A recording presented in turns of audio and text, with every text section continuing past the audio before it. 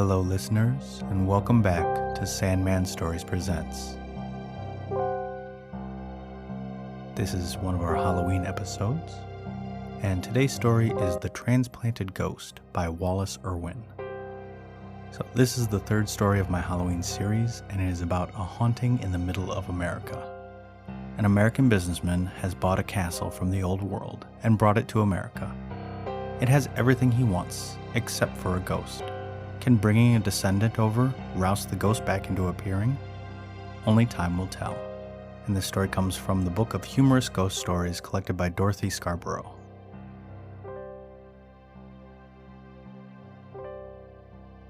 Okay, let's begin. The Transplanted Ghost, a Christmas Story. When Aunt Elizabeth asked me to spend Christmas with her at Seven Oaks, she appended a peculiar request to her letter.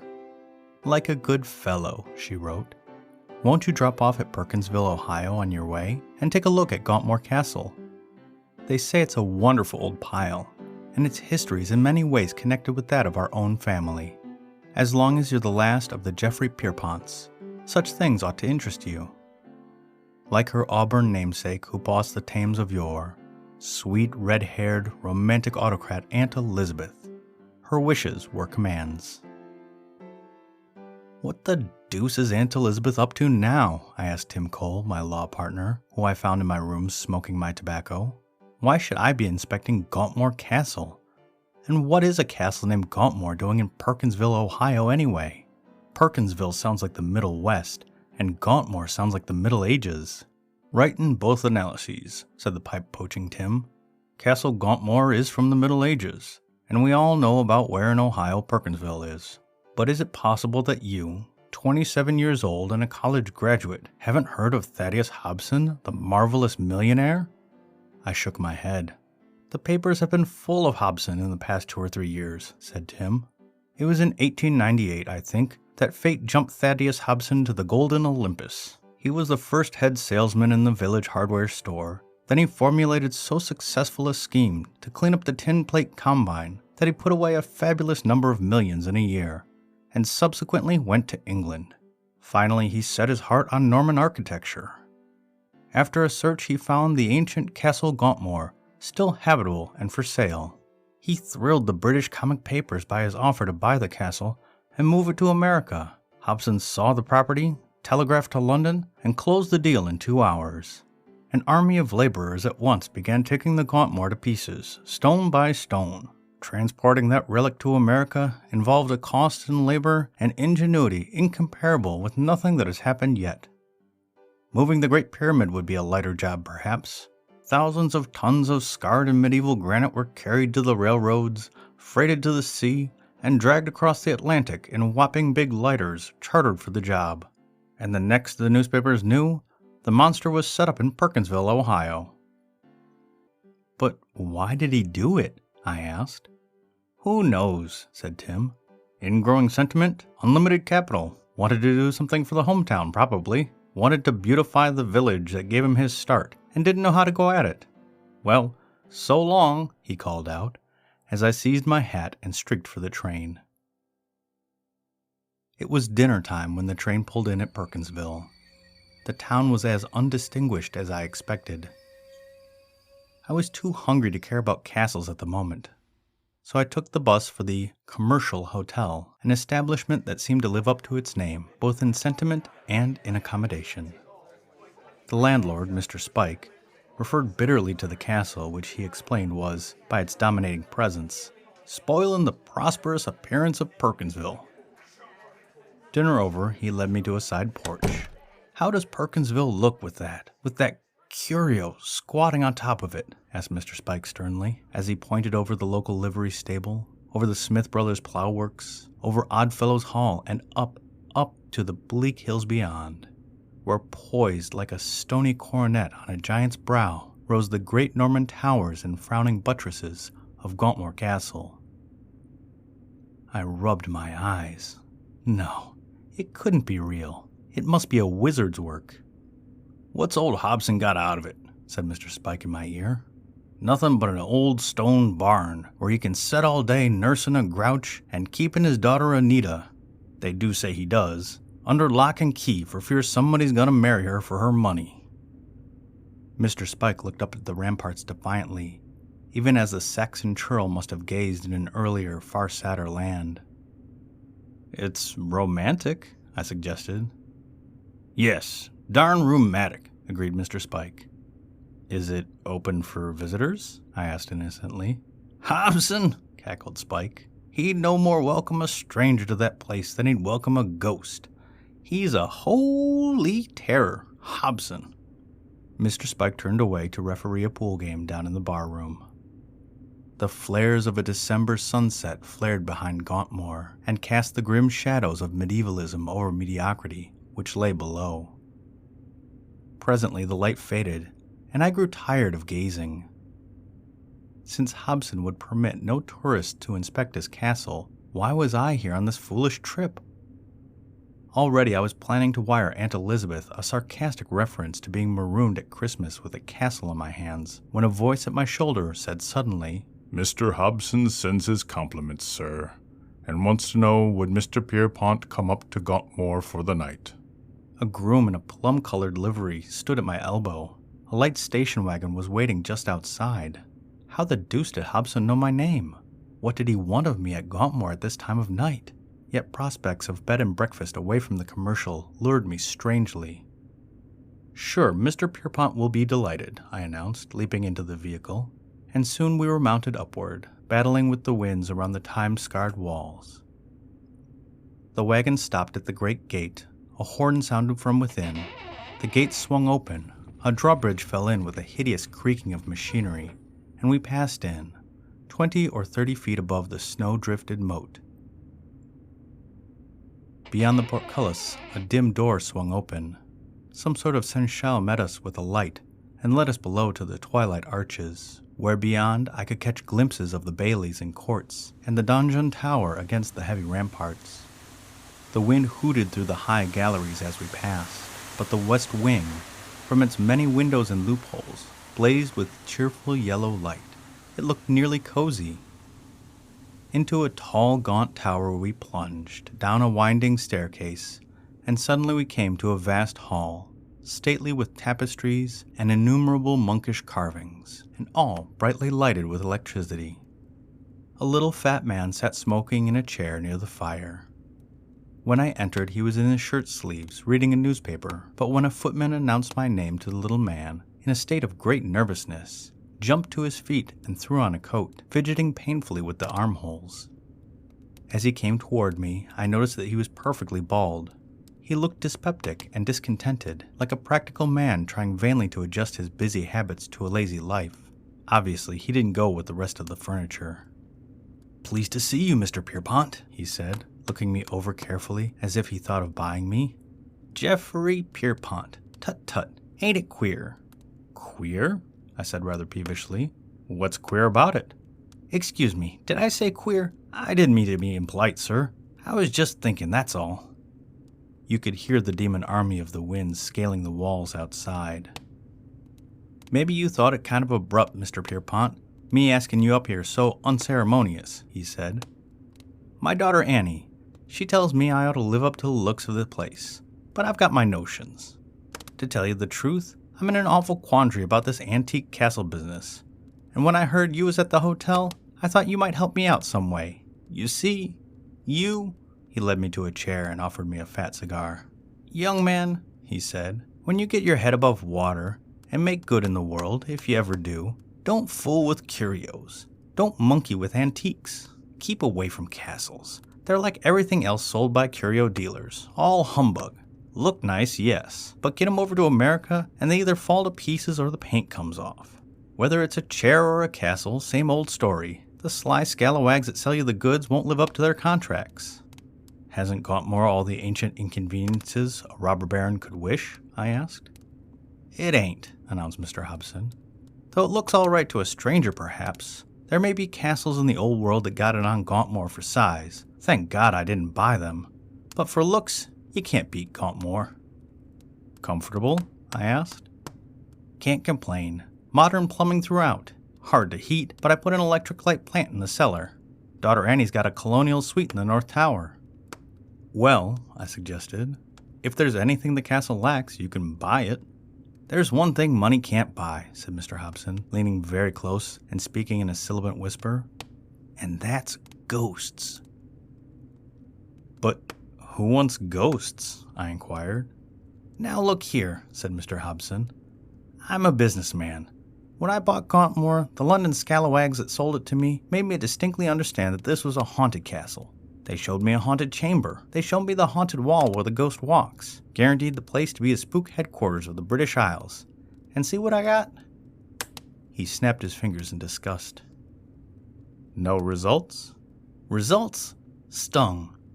I've slept in that haunted room upstairs for a solid year.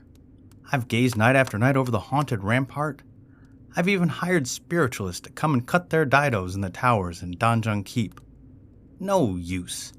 You can't get ghosts where they ain't. I expressed my sympathy. I'm a plain man, said Hobson. I ain't got any ancestors back of father, who was a blacksmith, and a good one when sober.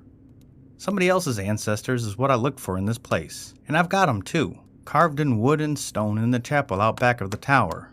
But statues and carvings ain't like ghosts, to add tone to an ancient lineage. Is there any legend? I asked. Haven't you heard it? He exclaimed, looking at me sharply out of his small gray eyes. It seems way back in the 16th century there was a harum-scarum young feller living in a neighboring castle, and he took an awful shine to Lady Catherine, daughter of the Earl of Cummings, who was the boss of the place at the time. Now, the young man who loved Lady Catherine was sort of a wild proposition. Old man wouldn't have him around the place, but young man kept hanging on till the Earl ordered him off. Finally, the old gent locked Lady Kitty in the donjon tower, said Mr. Hobson. Too much shilly-shallying in this generation, he went on. Every house that's got a pretty girl ought to have a donjon keep. I've got both. He paused and wiped his brow. This fresh young kid I'm telling you about, he thought he knew more than the old folks. So he got a rope ladder and climbed up the masonry one night, intending to bust into the tower where the girl was. But just as he got halfway across the wall, out yonder, his foot slipped, and he broke his neck in the moat below. Consequently, Lady Kitty goes crazy, and the old Earl was found dead a week later in his room. It was Christmas Eve when the boy was killed. That's the night his ghost's supposed to walk along the ramparts, give a shriek, and drop off. But the irritating thing about it all is it don't ever happen. And now, Mr. Hobson, I said, throwing away the butt of my cigar, why am I here? What have I got to do with all this ghost business? I want you to stay, said Hobson beseechingly. Tomorrow night's Christmas Eve. I figured it out that your influence somehow, you being of the same blood as it were, might encourage the ghost to come out and save the reputation of the castle. A servant brought candles, and Hobson turned to retire. The same blood? I shouted out after him. What on earth is the name of the ghost? When he was alive, his name was Sir Geoffrey De Pierpont, said Thaddeus Hobson, his figure fading into the dimness beyond. I followed the servant with the candle aloft through chill and carven corridors, through galleries lined with faded portraits of forgotten lords. Wheels, I kept saying to myself. The old man evidently thinks it takes a live Pierpont to coax out a dead one, and I laughed nervously as I entered the vast brown bedroom. I had to get on a chair in order to climb into the four-poster, a cheerful affair that looked like a royal funeral barge. At my head, I noticed a carved device, 7 mailed hands snatching at a sword with the motto, Cave Adsum. Beware, I am here, I translated. Who was here? Ghosts? Fudge. What hideous scenes had this chamber beheld of yore? What might not happen here now? Where, by the way, was old Hobson's daughter, Anita? Might not anything be possible? I covered my head with the bedclothes. Next morning, being mild and bright for December, and Thaddeus Hobson and his mysterious daughter not having showed up for breakfast, I amused myself in inspecting the exterior of the castle. In daylight, I could see that Gauntmoor, as now restored, consisted of only a portion of the original structure.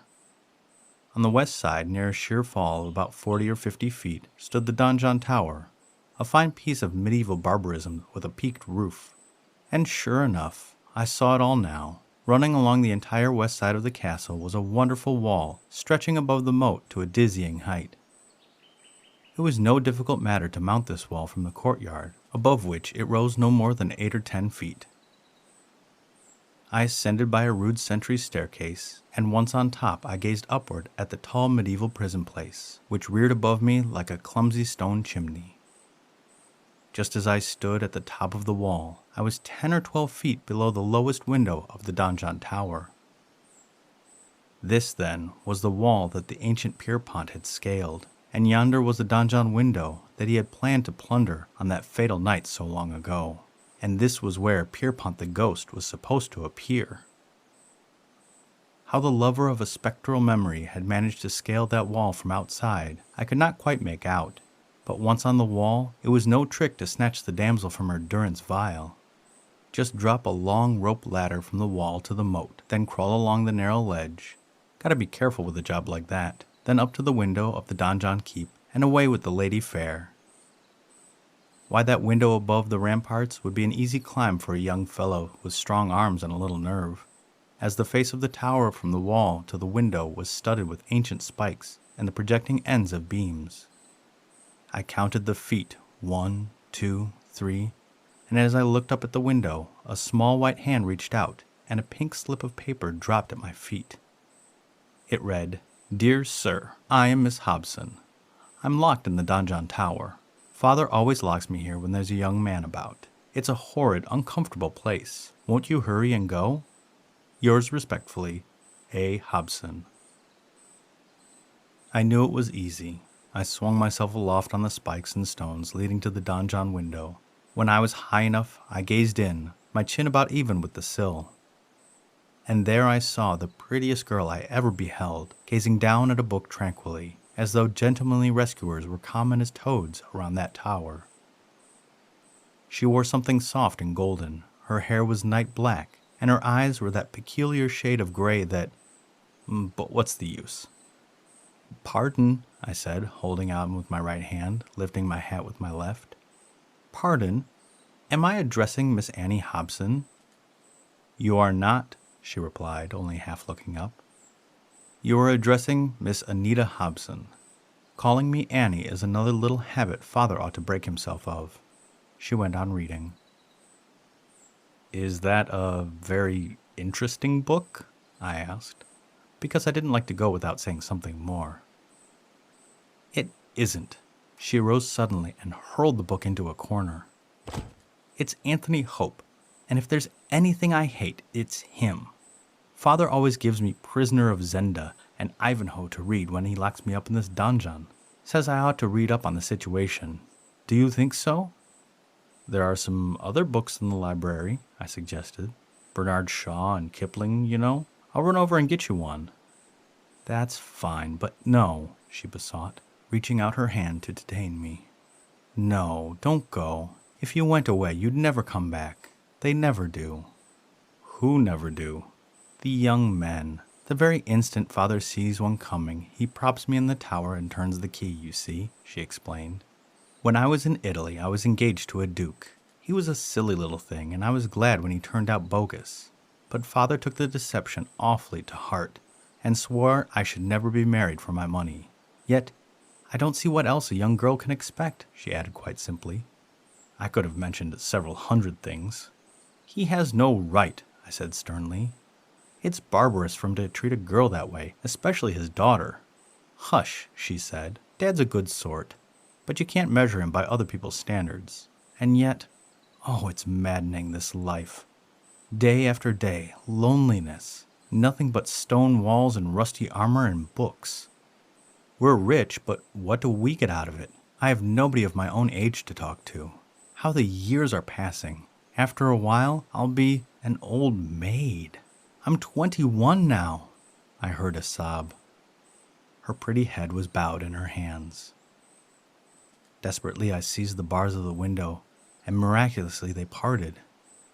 I leaned across the sill and drew her hands gently down. "Listen to me," I said. "If I break in and steal you away from this, will you go?" "Go?" she said. "Where?"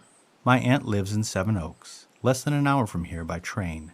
You can stay there till your father comes to reason." "It's quite like Father to never come to his reason," she reflected.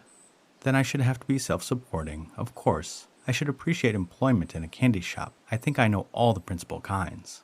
Will you go? I asked. Yes, she replied simply. I'll go. But how can I even get away from here? Tonight, I said, is Christmas Eve, when Pierpont the ghost is supposed to walk along the wall, right under this window. You don't believe that old fairy tale story, do you? No, neither do I. But can't you see? The haunted wall begins at my window at one end of the castle and ends at your window at the other. The bars of your cell, I see, are nearly all loose. Yes, she laughed. I pried them out with a pair of scissors. I could hear Hobson's voice across the court giving orders to servants. Your father's coming. Remember tonight, I whispered. Midnight, she said softly, smiling out at me.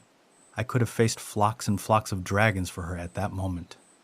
The old man was coming nearer. I swung to the ground and escaped into a ruined court.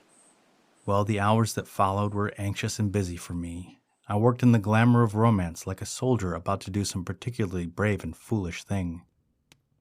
From the window of my room, I looked down on the narrow, giddy wall below. It was a brave and foolish thing.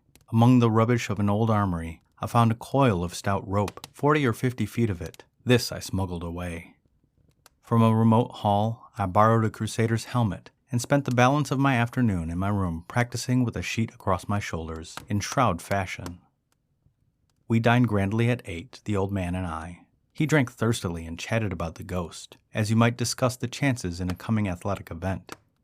After what seemed an age, he looked at his watch and cried, Willikins, 11 o'clock already. Well, I think I'll be going up to watch from the haunted room. I think, Jeff, that you'll bring me luck tonight.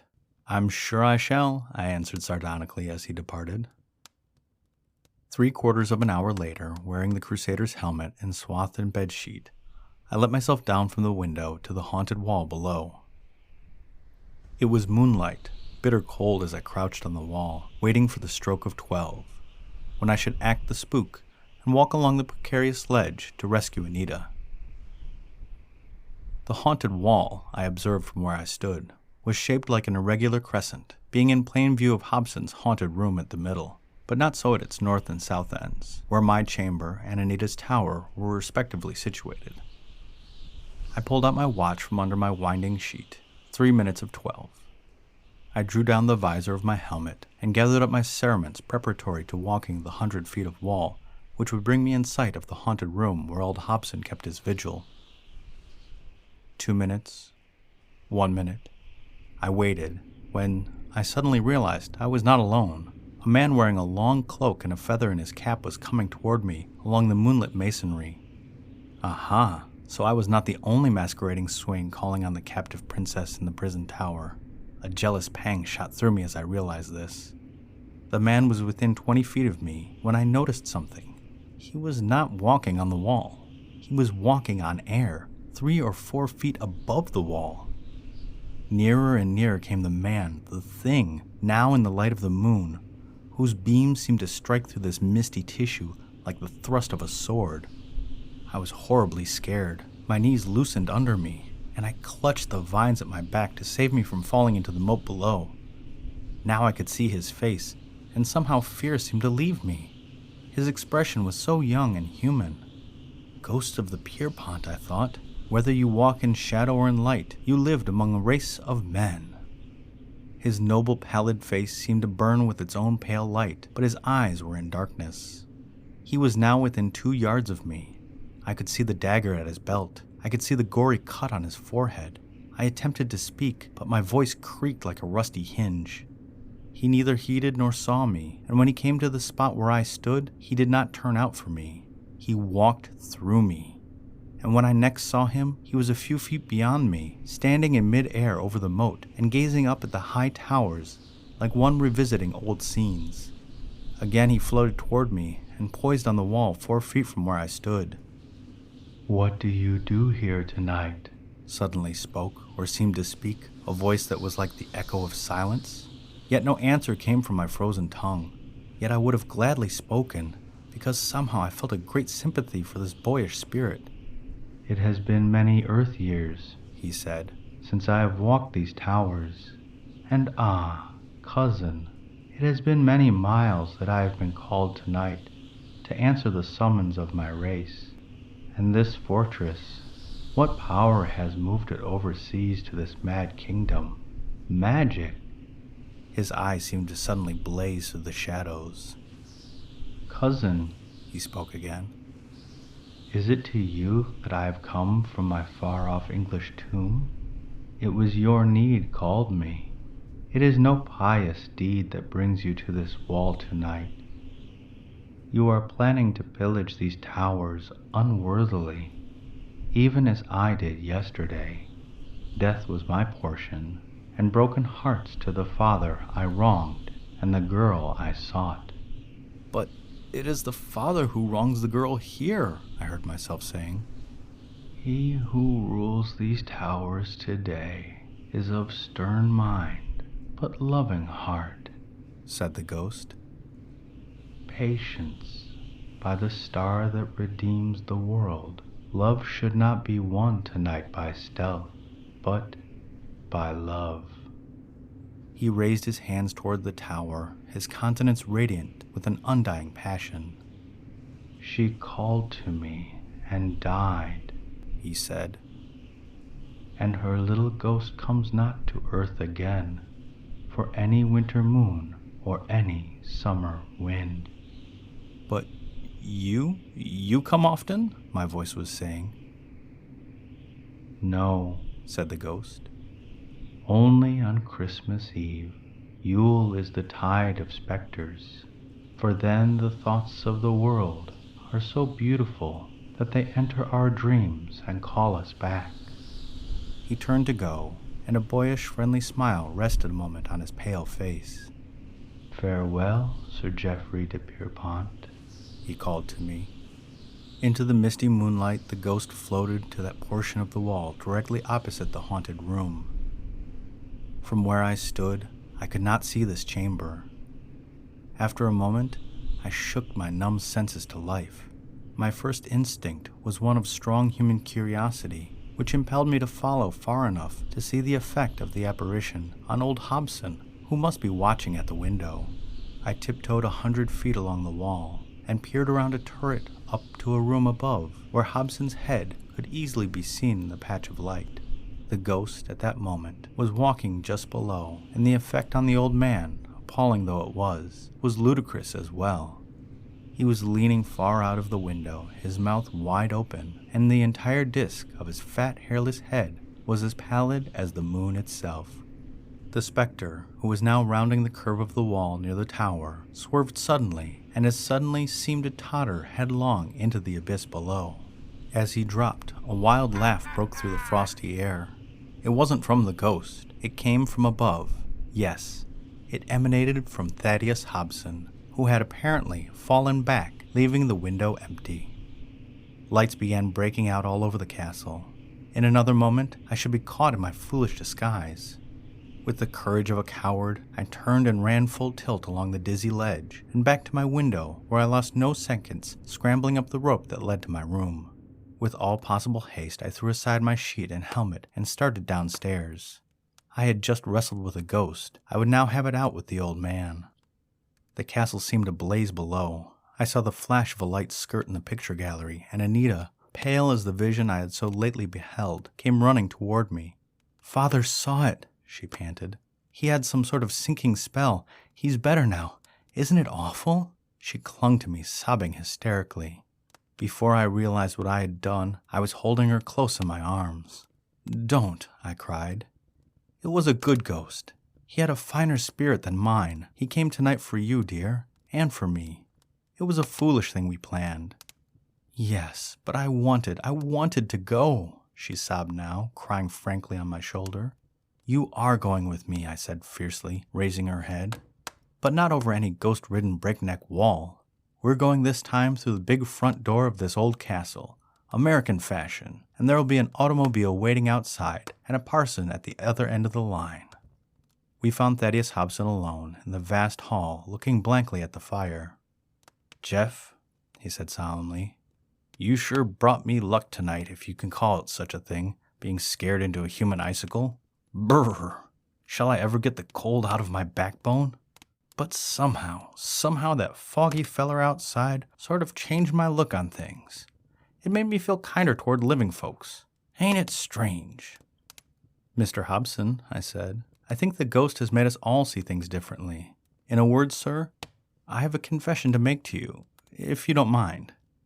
And I told him briefly of my accidental meeting with Anita in the donjon, of the practical joke we planned, of our sudden meeting with the real ghost on the ramparts. Mr. Hobson listened, his face growing redder and redder. At the finish of my story, he suddenly leaped to his feet and brought his fist down on the table with a bang. "Well, you little devils," he said admiringly, and burst out into loud laughter. "You're a spunky lad, Jeff, and there ain't any doubt that the De Pierponts are as good as stuff as you can get in the ancestry business. The Christmas supper is spread in the banquet hall. Come, De Pierpont, will you sup with the old Earl?" The huge oaken banquet hall, lined with rich hangings, shrunk us to dwarfs by its vastness. Golden goblets were at each place. A butler, dressed in antique livery, threw a red cloak over Hobson's fat shoulders. It was a whim of the old man's. As we took our places, I noticed the table was set for 4. "Whose is the extra place?" I asked. The old man at first made no reply. At last he turned to me earnestly and said, "Do you believe in ghosts?" "No," I replied. "Yet, how else can I explain that vision I saw on the ramparts?" "Is the 4th place for him?" Anita almost whispered. The old man nodded mutely and raised a golden goblet. "To the transplanted ghost," I said. It was an empty goblet that I touched to my lips. The end.